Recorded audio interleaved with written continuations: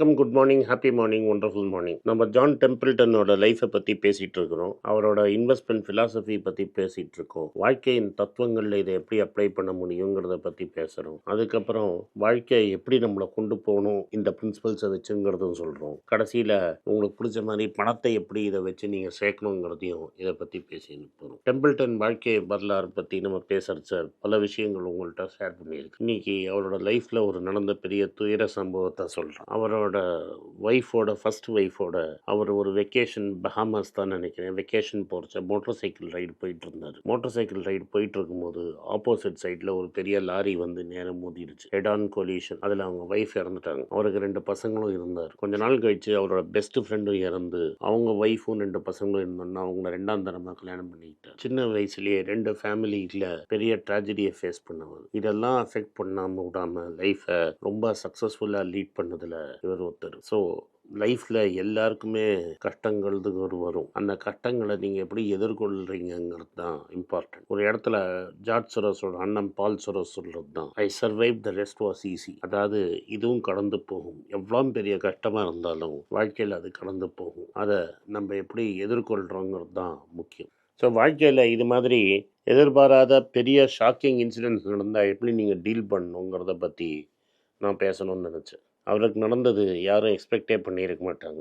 ஒரு sudden loss of a spouse in an accident. இந்த 2 குழந்தைங்க இருக்கிறதுங்கிறது ஒரு பெரிய விஷயம். ஸோ ஒரு 4 பேரும் ஒரு மிக்ஸ்ட் ஃபேமிலியோடு தான் அவர் ஃபுல் லைஃப் ட்ராவல் பண்ணார். அந்த ஃபேமிலி ரொம்ப வேல்யூஸ் ரொம்ப இம்பார்ட்டண்ட். இன்ஃபேக்ட் அவரோட பிரதரோட கிராண்ட் டாட்டர் தான் இன்றைக்கும் அவரோட லெகசியை டேக் ஓவர் பண்ணி நடத்திட்டு இருக்காங்க, லாரின் டெம்பிள்டன். ஸோ அவரோட அதில் என்ன அட்வைஸ் அப்படின்னு பார்த்தீங்கன்னா, வாழ்க்கையில் வரதை எதிர்கொள்ளுன்னு கண்ணதாசன் சொன்ன மாதிரி தான் ஓப்பன் மைண்டடாக இருக்கணும் அண்ட் ஃப்ளெக்சிபிளாக இருக்கணும். ஃப்ளெக்சிபிள்னால் என்னென்னா, மூங்கில் ஃப்ளெக்சிபிள். அதனால் ஒரு புயல், இப்போ புயல் அடிச்சது, ஃபெங்கல்னு ஒரு புயல் அடிச்சது, பல புயல், தானு புயல் அடிச்சது. இது மாதிரி புயல் அடிக்கிறச்சுன்னா பெரிய பெரிய மரங்கள் விழுந்துடும். ஆனால் மூங்கில் விழுந்ததாக நீங்கள் கேட்கவே முடியாது. மூங்கிலுங்கிறது ஒரு மாதிரி புல், ஒரு வேரியேஷன் ஆஃப் அ கிராஸ். அதனால் புல் விழாது, புயல் அடிக்காது. ஏன்னா புல் எவ்வளோ காற்று வந்தாலும் மடங்கி திரும்பி நேரம் நிற்கும். ஒரு அளவுக்கு மேலே போனால் தான் மூங்கில் உடையும்.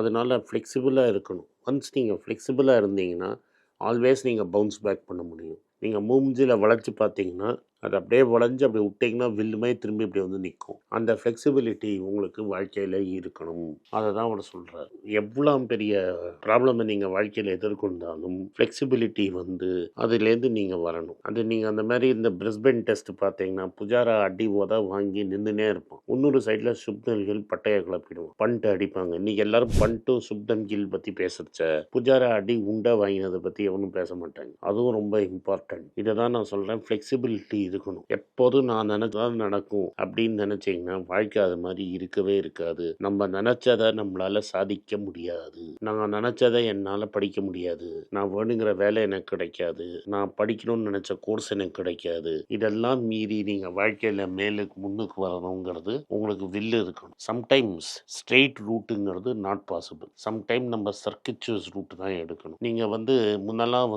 கார்ட் லைன் அப்படின்னு ஸ்ட்ரெயிட் லைன்னு இருக்கும். இப்போல்லாம் நீங்கள் திருச்சி போகிறச்ச நம்மளாம் என்ன பண்ணுறோன்னா அப்புறம் திருச்சி போயிடுவீங்க. ட்ரெயினும் அப்படி தான் போகும். ஆனால் அது ஒரிஜினல் ட்ரெயின் ரூட்டு கிடையாது. ஏன்னா அங்கே பெருசாக பாப்புலேஷனே கிடையாது. விழுப்புரம் டெவலப் ஆனதே ஒரு ஜங்ஷனாக தான் டெவலப் ஆச்சு. முன்னெல்லாம் கார்ட் லைனுன்னு போகும். மெட்ராஸ்லேருந்து அது சிதம்பரம் போய் சிதம்பரம்லேருந்து அந்த கடலூர், சிதம்பரம், மாயவரம், கும்பகோணம், தஞ்சாவூர், திருச்சி தான் போகும். ஸோ ட்ரெயின் அப்படி சுற்றி ஒரு காடாக போகுமே தவிர ஸ்ட்ரெயிட் லைன்லாம் போகாது. ஏன்னா கும்பகோணம், மாயவரம், கடலூர் இதெல்லாம் முன்னாடியே இப்போ டெவலப் ஆன ஊர். ஏன்னா இதெல்லாம் கடற்கரை ஓரம். கடற்கரை ஓரங்கிறதுனால நிறைய ட்ரேட் ஆக்டிவிட்டிஸ் இருந்தது. எங்கே டிமாண்ட் இருக்கோ ட்ரெயின் அந்த சைடாக போனால் தான் கூட்டம் வரும். முதல் ரோடு அந்த சைடில் தான் போடும். அது டைரக்ட் ரூட்டாக இல்லாட்டாலும் இன்டைரக்ட் ரூட்டாக இருந்தாலும் ரயில்வே இன்வெஸ்ட் பண்ணவும் ஃப்ளெக்சிபிளாக இருந்தான். பின்னாடி தான் விழுப்புரம் ஜங்ஷன் ஆன அப்புறம் விழுப்புரம் சைடில் பெருசாக போச்சு. ஏன்னா விழுப்புரம் வழியாக நீங்கள் திருச்சி போய் திருச்சியிலேருந்து மதுரை, நாகர்கோவில், அப்படி திருநெல்வேலின்னு போகிற மாதிரி ஆச்சு. இது எதுக்கு நான் சொல்கிறேன்னா, எப்படி ரயில்வேஸே அடாப்ட் ஆச்சுன்னு உங்களுக்கு புரியறதுக்காக இதை நான் சொல்கிறேன். அதே மாதிரி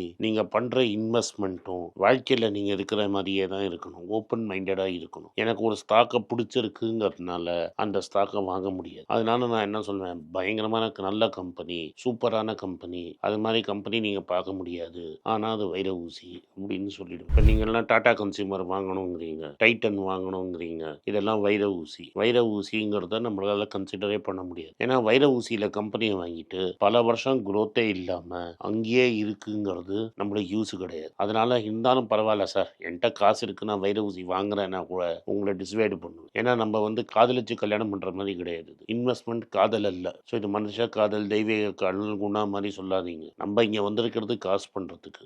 ஒரு ரூபா சரக்கு 40 பைசா கிடைச்சா நம்ம வாங்கணும். ஒரு ரூபா சரக்கு 50 பைசா கிடைச்சா வாங்கணும். ஒரு ரூபா சரக்கு 80 பைசா கிடைச்சா நம்ம பார்க்கலாமே தவிர வாங்க முடியாது. நீங்க சொல்ற சரக்குன்னா ஒரு ரூபா சரக்கு 2 ரூபாய்க்கு வாங்குறேன், 3 ரூபாய்க்கு வாங்குறேன்னீங்கன்னா அது அர்த்தமே கிடையாது. ஏன்னா நம்மளுக்கு பாண்டு மாதிரி ஒரு இன்ஸ்ட்ருமெண்ட் இருக்கு. அந்த பாண்ட்ல கொண்டு போய் காசை கொட்டிட்டோம்னா மாசம் மாசம் வட்டி வரும். பிரின்சிபல் ப்ரொடெக்டடா இருக்கும். அந்த வட்டியிலேருந்து நம்ம காசை எடுத்து இதுல போட்டுனே இருக்கலாம். ஸ்டாக்ல கொஞ்சம் கொஞ்சமா போடலாம். தங்கம் வாங்கணும்னா உடனே கடைக்கு போய் வாங்கணும்னு அவசியம் கிடையாது. என்கிட்ட அவ்வளோ கிடையாது. ஸோ நான் என்ன பண்ணலாம், என்கிட்ட 60 ரூபா 70 ரூபா இருக்கா, ஒரு 10 மில்லிகிராம் ஒரு கோல்ட் பீஸ் வாங்கி போடலாம். அது மாதிரி வாங்கிட்டே போனீங்கன்னா அது பாட்டுக்கு அக்யூமுலேட் ஆகிட்டே இருக்கும். நம்மளுக்கு தெரியாமையே சேரும். இப்படி தான் தண்ணியும் சேரும். இப்படி தான் ஆற்றுலேருந்து ஓஷனுக்கு போகும். இப்போ தான் நம்ம டேம் பண்ணி அங்கங்கே தண்ணியை தேக்கி வச்சிருக்கிறோம். அது மேன்மேடு. ஒரிஜினலாக தண்ணி வந்து மழையாக பெஞ்சு ஆறில் அடித்து கடலுக்கு போய் திரும்பி கடல்லேருந்து இங்கே வரும். இன்னைக்கு காவேரி வறண்டு இருக்குன்னா 4-5 இடத்துல நம்ம போட்டு தேக்கி வச்சிருக்கோம். அந்த தேக்கலைன்னா தண்ணி அடிச்சுக்கிட்டே போயிட்டே இருக்கும். அது நம்ம சுயநலத்துக்காக பண்ணி இருக்கிறது. அதனால நான் என்ன சொல்ல வரேன்னா, ஃப்ளெக்சிபிளாக இருக்க கற்றுக்குங்க. நம்ம பிடிச்சதெல்லாம் பண்ண முடியாது.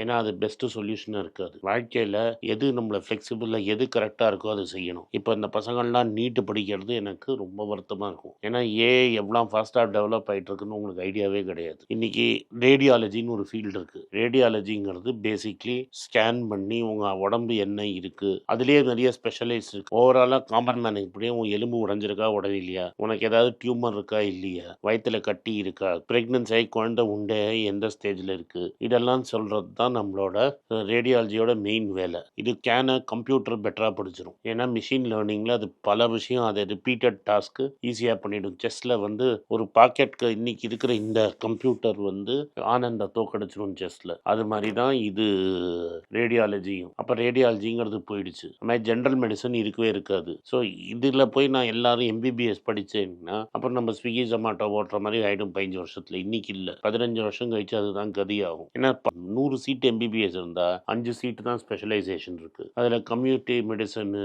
ஃபார்மசாலஜி இதிலலாம் எவனும் இப்போ இன்ட்ரெஸ்டே கிடையாது. ஸோ நம்ம என்ன பண்ண போகிறோங்கிறத பிளைண்டாக பண்ணாமல் கரெக்டாக பண்ணணும். இன்வெஸ்ட்மெண்ட்டாக இருக்கட்டும், வாழ்க்கையாக இருக்கட்டும், ரெண்டும் இதே தான். எனக்கு இதுதான் பண்ணுவேன் அப்படின்ட்டு பண்ணுறது ரொம்ப தப்பு. நம்மளுக்கு நீட்டு கிடைக்கலையா, நம்மளுக்கு அது கிடைக்கலையா, ஃப்ளெக்சிபிளாக இருந்து ஆல்டர்னேட் கேரியர் பாரு. நம்மளுக்கு எது வருதோ அதை செய்யணும். எனக்கு அதுதான் நான் பிடிச்ச முயலுக்கு 3 கால் நீங்கன்னா வாழ்க்கை உங்களை வேற ரூட்டில் கொண்டு போய் விட்டுரும். தயவு செஞ்சு அது மாதிரி பண்ணாதீங்க. உங்கள் வாழ்க்கையை கெடுத்துக்காதீங்க. நன்றி, வணக்கம். இந்த வீடியோ உங்களுக்கு பிடிச்சிருந்தா இந்த வீடியோவை லைக் பண்ணுங்கள், எங்கள் சேனலை சப்ஸ்கிரைப் பண்ணுங்கள், பெல் நோட்டிஃபிகேஷன் தட்டுங்க. இந்த வீடியோவை முடிஞ்சால் உங்கள் சொந்தக்காரங்க ஃப்ரெண்ட்ஸுக்கும் அனுப்புங்க, அவங்கள பார்க்க வற்புறுத்துங்க.